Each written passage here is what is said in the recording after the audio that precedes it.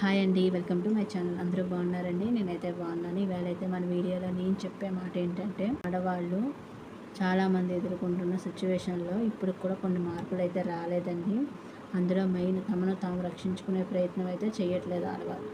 ఎంతసేపు చదువుకున్నామా, ఉద్యోగాలు చేసామా, డబ్బులు సంపాదించుకుంటున్నామా అని అయితే అనుకుంటున్నారండి. కానీ నేను ఒక్కటైతే ఇక్కడ చెప్పాలండి, చాలామంది తమను తాము కాపాడుకోలేని పరిస్థితుల్లో ఆడవాళ్ళు ఉన్నారండి.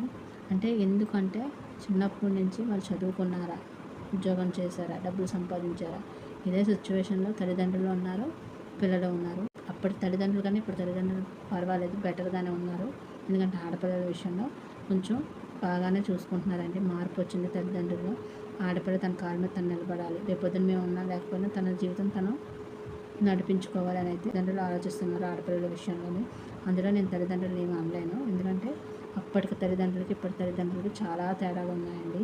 అయితే ఇంకొకటి, ఇప్పుడు తల్లిదండ్రులు ఇవన్నీ చూస్తున్నారు, ఇంకొకటి కూడా చూస్తే బాగుండు. తనను తాను రక్షించుకునే శక్తిని ఆడపిల్లకి ఇస్తే బాగుండు. ఏదో ఒకటి అంటే సెల్ఫ్గా తనను తాను రక్షించుకునే శక్తి, ఎలాగైనా కరాటీయో ఫైటింగో ఏదో ఒకటి ఆడపిల్లలకు నేర్పించండి. ఎందుకంటే ఫ్యూచర్లో చూస్తుంటే ఇంతమంది మధ్యన అందరూ మంచోళ్ళు ఉంటారు, చెడ్డోళ్ళు ఉంటారు. ఎవరు మంచోళ్ళు ఎవరు చెడ్డోళ్ళు అనేది మనం చెప్పలైనా ఎదుర్కోవాలి, బయటైనా ఎదుర్కోవాలి.